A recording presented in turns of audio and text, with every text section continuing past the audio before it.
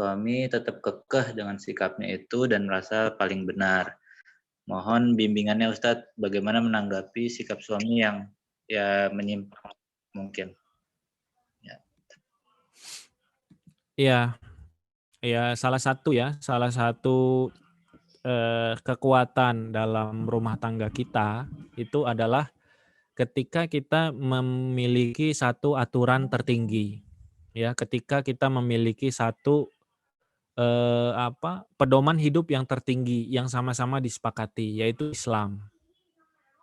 Ya, ini terjadi dari zamannya Rasulullah. Dulu ada seorang sahabiah, salah satunya Hindun, ya, Hindun ketika masuk Islam, Hindun binti Utbah radhiyallahu anha, beliau adalah istrinya dari Abu Sufyan, masuk Islam. Nah, kemudian di awal-awal masuk Islam itu pertanyaan beliau adalah, "Wahai Rasulullah, bagaimana kalau suami saya Abu Sufyan itu sangat pelit? Kemudian bolehkah saya mengambil hartanya hanya untuk mencukupi nafkah saya?" Ya, maka Rasulullah Shallallahu Alaihi Wasallam memberikan jawaban, seorang istri boleh mengambil harta suaminya untuk mencukupi nafkahnya. Ya, jadi dari sini kita dapatkan bahwa ada seorang suami yang pelit, ada seorang istri yang dia pintar gitu. Karena suaminya pelit dan gak cukup nafkah, dia bertanya kepada Rasulullah Shallallahu Alaihi Wasallam yang berhak untuk memutuskan berdasarkan hukum Islam, hukum agama gitu. Pedoman hidup kita ini pedoman Islam gitu. Apakah boleh mengambil harta suami? Apakah harus meminta izin atau boleh tanpa izin? Kalau misalnya saya butuh nafkah, ya nafkah itu adalah makanan, minuman, pakaian, tempat tinggal. Sabda Rasulullah boleh. Jadi dari sini itu dapat gambaran yang pertama, kewajiban suami itu jadi tidak benar juga ya harta suami semuanya adalah harta istri, nggak benar. Yang benar adalah sebagian atau ada dari bagian harta suami yang merupakan hak istri, yaitu adalah nafkah sesuai dengan nafkah. Nah, kalau suami punya harta sebulan 1 miliar pemasukan, kemudian nafkah ke istri cukup 50 juta. Sebenarnya haknya untuk nafkah itu ada 50 jutanya. Ini kan ada istilah yang beredar ya, walaupun lucu-lucuan, tapi takutnya lucu-lucu jadi serius. Harta istri adalah harta istri, benar, 100%. Harta istri yang didapatkan oleh istri dengan dia bekerja sendiri atau bisnis sendiri adalah harta istri. Itu nggak berhak diambil oleh suami, kecuali istrinya mau sedekah kepada suaminya. Itu ada juga kisahnya. Seorang sahabiah nanya, saya punya harta, suami saya nggak punya harta, boleh nggak saya sedekahkan kepada suami saya? Boleh. Ya, itu bernilai sedekah. Jadi harta istri adalah harta istri. Tapi istri boleh sedekah kepada suami. Nah, harta suami adalah harta istri itu salah. Yang benar adalah di dalam harta suami ada haknya istri dan anak-anak. Karena suami berkewajiban untuk memberi nafkah kepada istri dan anak-anak. Nah, tadi Hindun itu bertanya kepada Rasulullah, boleh nggak ngambil haknya saya terkait dengan nafkah? Apakah tetap harus minta izin? Kalau minta izin dia nggak akan ngasih karena dia pelit. Sabda Rasulullah, boleh diambil. Ya. Nah, para sahabat, para suami yang walaupun dia pelit ketika tahu tentang hal ini, maka dia akan menurunkan egonya, menurunkan kepelitannya, dan dia akan bertaubat dengan pelitnya karena dia taat kepada perintah Rasulullah Shallallahu Alaihi Wasallam. Sepelit-pelitnya engkau suami, engkau harus menafkahi istri dengan nafkah yang baik, kira-kira gitu. Ya, jadi nggak boleh seorang suami dia punya pemasukan 1 miliar, kemudian istri anak-anaknya sekolah di tempat yang baik dan lain-lain, istrinya nggak dikasih nafkah bulanan yang cukup, gitu. Ngasihnya cuma 3 juta. Kata dia istri harus qanaah, itu nggak bisa. Nah, dari sini pelajarannya adalah kalau rumah tangga itu mau utuh, kalau rumah tangga mau bagus, mereka harus punya satu pedoman hidup yang sama. Namanya pedoman hidup Islam. Nah, ini perlu nih sebelum bicara yang lain-lain detail-detail, para suami dan para istri itu perlu untuk ngobrol di waktu-waktu santai, musyawarah untuk menyamakan dulu, menyamakan yang disebut dengan aturannya tertinggi itu adalah aturan Islam. Jadi nanti kalau misalnya ada satu masalah, tinggal merujuk bagaimana Islam itu menyelesaikan atau memandang masalah tersebut. Tinggal bertanya kepada ustadz, tinggal lihat pendapat ulama-ulama, bisa di YouTube ya tentang masalah tersebut ya, atau bertanya kepada ustadznya langsung tentang masalah tersebut. Karena kalau misalnya tidak punya satu pedoman yang sama, ini keluarga akan repot gitu. Jadi kalau terkait tadi ya bagaimana menjelaskan segala macam, kita nggak berangkat dari kasus per kasus, tapi langsung tarik ke yang awal tadi bahwa istri dan suami sama-sama musyawarah, sama-sama sepakati bahwa yang jadi pedoman hidup itu adalah pedoman hidup Islam. Kalau pedomannya ini, insya Allah masalah sepelik apapun itu tetap ada jawabannya. Karena Islam itu selalu punya jawaban untuk masalah kita, termasuk masalah rumah tangga kita. Tapi kalau yang ininya itu belum sepakat, ya nggak akan ketemu, teman-teman. Hanya akan kuat-kuatan dan hanya kuat-kuatan ego saja. Yang pelit tetap pelit, yang boros tetap boros dan segala macam, nggak akan ketemu. Tapi kalau misalnya sama pedoman hidupnya, dua orang ini laki-laki perempuan ini mereka akan menurunkan egonya dan akan menurunkan keegoisannya untuk melihat bagaimana Islam mengatur kami. Saya akan taat kepada aturan itu. Sehingga keluarga saya ini akan bisa tetap utuh, bisa tetap berjalan dengan baik. Mungkin demikian Mas Rauf dan teman-teman.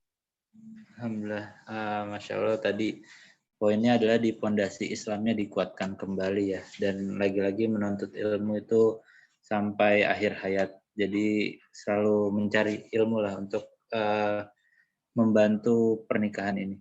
Nah ini Ustadz Arif, Masya Allah ini ada pertanyaan lagi dan serupa juga sih. Bukan dengan pertanyaan sebelumnya, tapi banyak pertanyaan serupa tentang bagaimana caranya untuk mengajak suami ini agar ikut kajian, dan bagaimana juga agar suami ini memanfaatkan waktunya dengan baik, karena banyak sekali kejadian ketika lagi makan suami main HP atau banyak waktu luang dipakai untuk lihat HP, dan ini juga ketika ditegur jangan main HP malah marah. Nah ini bagaimana cara seorang istri untuk menyikapi hal tersebut? Ya, saya nariknya agak ke belakang dulu ya, agar jadi hikmah pertanyaannya bisa didapatkan oleh semuanya. Ya, yang pertama saya yakin di sini banyak juga yang belum menikah ya, para muslimah yang belum menikah. Itulah hikmahnya juga kenapa Rasulullah memerintahkan kepada kita terkait dengan pernikahan, idza hataba ilaikum man tardawna dinahu wa khuluquhu fazawwijuhu. Kalau ada datang seorang laki-laki yang melamar anak gadis kalian, ya, baik para bapak, baik para wali, yang kalian ridhoi agama dan akhlaknya, maka nikahkanlah. Artinya apa? Artinya seorang wanita, ya, seorang wanita muslimah, dia ketika dia ikuti anjuran Rasulullah, dia hanya mau menikah dengan laki-laki yang diridhoi agama dan diridhoi akhlaknya. Yang agamanya baik, akhlaknya mulia. Karena ini jadi pegangan gitu. Kalau makan itu kita seorang muslim itu hanya mau makan makanan yang halal, kira-kira gitu. Mau ya kita suka rendang silahkan, mau suka gulai silahkan, mau suka pecel Madiun silahkan, mau suka soto Lamongan silahkan. Yang penting halal kan gitu. Sama para wanita yang belum menikah yang di Zoom ini yang belum menikah, terserah mau teman-teman mau nyari orang seperti apa. Mau tinggi kek, mau putih kek, ya, mau suku apa kek, mau pendidikannya S1, S2, S3 kek, mau bekerja atau bisnis kek, terserah. Yang penting akhlaknya mulia, agamanya baik. Syarat dari Rasulullah 2 itu saja. Gitu. Jadi yang lain-lain terserah. Sama juga, yang laki-laki juga sama. Tungkahul mar'atu li arba'in, lima liha, wali hasabiha, wali jamaliha, wali diniha. Dinikahi wanita karena 4 hal. Karena hartanya, karena keturunannya, karena kecantikannya, karena agamanya. Fasfar bidzatid taribat yadak. Pilih yang baik agamanya agar kalian beruntung. Jadi bagi sahabat-sahabat yang belum menikah, ketahuilah agama itu jadi faktor yang harus ada. Ya, faktor yang tidak boleh tidak ada. Faktor yang harus ada. Jadi orang sebaik apapun ketika dia nggak punya agama yang baik, nggak ada artinya untuk jadi suami atau jadi istri. Ya, sama juga seorang yang dia punya agama ketika yang lain-lainnya agak kurang, dia tetap punya kelebihan yaitu agama dan akhlak. Itu yang pertama bagi yang belum menikah. Karena kalau teman-teman sudah menikah, ya. Bukan lagi memilih, tapi pilihannya adalah bersabar dan terus memperbaiki, ya. Kalau misalnya sudah menikah, bukan lagi memilih, seandainya saya punya suami seperti ini, seandainya saya punya suami seperti ustadz ini, seandainya saya punya suami seperti yang ini, yang itu, dengan keakhlak yang baik. Tidak lagi bisa seperti itu. Karena masa memilih adalah ketika ta'aruf, ketika sebelum menentukan menerima atau tidak lamarannya, menerima atau tidak akadnya. Kalau sudah memilih, ya sudah menjadi jodoh, ya berarti harus coba untuk bersabar dan coba untuk diperbaiki semampunya, ya, semampunya. Nah, kemudian itu yang pertama. Yang kedua, perlu kita ketahui bahwa kita bukan malaikat, suami atau istri kita bukan malaikat, ya. Artinya ketika kita kecewa dengan pasangan kita, ini tadi ya selalu saya sampaikan, ketika kita kecewa dengan pasangan kita, ada dua hal yang perlu kita terus hadirkan ke dalam diri kita agar tidak berlebih-lebihan dan bisa jadi digoda oleh setan. Yang pertama, suami kita punya kekurangan, istri kita punya kekurangan, dan kita juga punya kekurangan, benar nggak? Ya, jadi teteh yang bertanya juga kalau suaminya kita tanya pasti ada kekurangan teteh yang bertanya dong, ya kan? Nggak mungkin teteh yang bertanya ini perfect gitu kan. Suaminya pasti ada kekecewaan juga tentang dirinya. Jadi kita punya kekecewaan terhadap suami atau kepada istri, kita juga perlu tahu bahwa suami juga atau istri kita punya kekecewaan tentang diri kita. Sehingga kita ini nggak merasa sebagai pihak yang hitam putih gitu. Kita di sisi putihnya, suami sisi hitamnya. Kita di sisi malaikatnya, pasangan di sisi setannya. Kalau sudah seperti itu jadinya kayaknya pasangan nggak ada baiknya jadinya. Nah itu sebabnya tadi saya sampaikan, penting untuk punya ingatan yang jelas tentang kebaikan pasangan. Sampai-sampai ini untuk urusan ini ya, memahami bahwa kita punya kelemahan, pasangan punya kelemahan agar tidak berlebihan kita, dan ketika kita juga pasangan punya kelebihan yang harus kita hargai, sampai-sampai Rasulullah itu mengingatkan ya kepada Asma Al-Ansoriyah ketika lagi ngobrol sama sahabat-sahabatnya sesama muslimah, Rasul itu lewat dan kemudian mengingatkan, "Wahai para wanita, hati-hatilah karena aku lihat sebagian kalian itu ada di neraka." Kenapa? Karena mereka kufur terhadap pemberi nikmat, kufur kepada Allah. Kufurnya apa? Ketika mereka masih sendiri, mereka doa kepada Allah, "Ya Allah, berikanlah aku suami." Dan ketika suami itu sudah diberikan kepada Allah, suami punya demikian banyak kebaikan dan suami memiliki satu dua kekurangan, kemudian istri ini mengatakan, "Sesungguhnya engkau suamiku punya banyak sekali kesalahan kepadaku atau banyak kekurangan dan engkau tidak memiliki atau memberikan kebaikan padaku walau satu pun."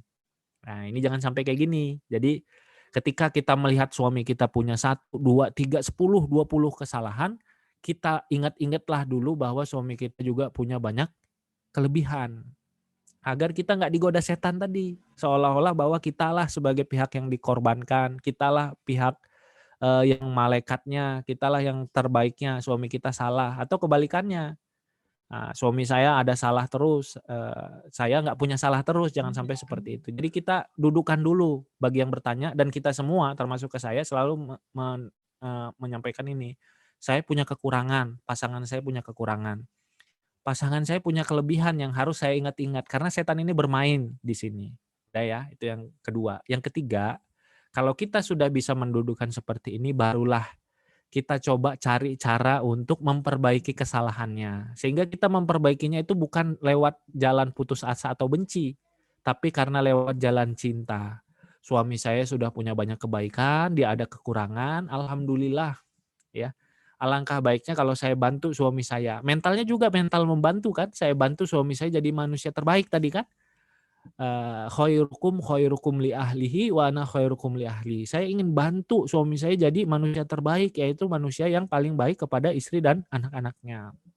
Nah, teteh-teteh, akang-akang, teman-teman, kalau kita punya pasangan, kita ingin memperbaiki pasangan kita, berdasarkan kita ingin suami kita jadi orang yang terbaik, suami juga akan ngerasa. Ya, dia akan merasa bukan dimarah-marahin, dia akan merasa bukan diomel-omelin, tapi dia akan merasa mendapatkan cinta dan perhatian yang istrinya itu ingin kebaikan kepada dirinya. Itu juga akan terasa. Nah, setelah itu langkah selanjutnya adalah mulailah lihat teknisnya. Saya nggak akan bisa panjang lebar ngomong tentang teknis. Teman-teman yang paling tahu suaminya itu misalnya sukanya ustadz siapa, nanti bisa di-share ceramah dari ustadz tersebut tentang memanfaatkan waktu. Bisa tahu suaminya kalau suka baca belikan buku, bisa tahu kalau misalnya suami senangnya diskusi dengarkan sama, orang tuanya atau sama siapa, sisipkan, titipkan kepada orang tua untuk bisa menasihati suami terkait dengan hal itu. Atau kalau di waktu-waktu yang lagi santai atau apa, bisa disampaikan dengan pelan-pelan. Tentu saja itu semua bisa didapatkan ketika motivasi menasihati itu karena cinta kasih dan ingin pasangan itu menjadi sesuatu yang baik. Bukan motivasinya merasa pasangan saya jelek, pasangan saya kurang, gimana caranya biar dia nggak jelek lagi. Nah itu. Jadi tadi saya sampaikan poin-poinnya agar kita itu nggak salah, nggak terjebak dengan rasa kita merasa kita memperbaiki pasangan, padahal sebenarnya kita sedang dijebak oleh setan untuk merasa bahwa pasangan kita jelek dan nggak ada kebaikannya. Mungkin demikian yang bisa saya sampaikan. Ya, baik Ustadz. Alhamdulillah ini sudah masuk sesi terakhir ya untuk sesi tanya jawab. Walaupun Baik, banyak sekali ini yang bertanya, jadi kita sudahi dulu karena ini tidak bisa dijawab semua ya Ustaz, terbatas. Dengan teman ini boleh Framis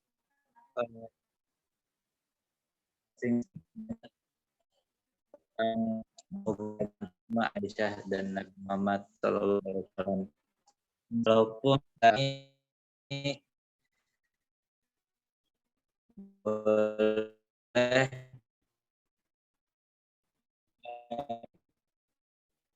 kita mendapatkan kebaikan yang banyak dari pernikahan kita.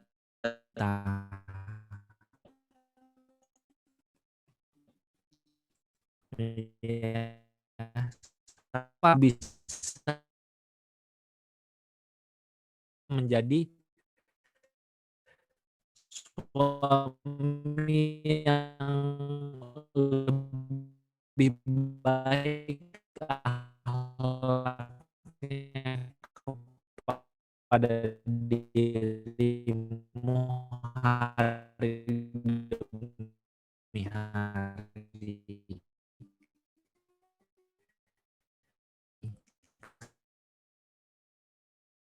Karena taat. Seorang istri yang wafat dalam keadaan suaminya ridho,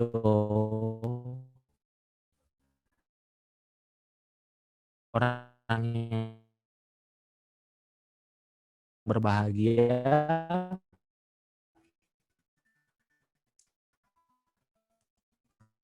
karena berhadapan dengan Allah,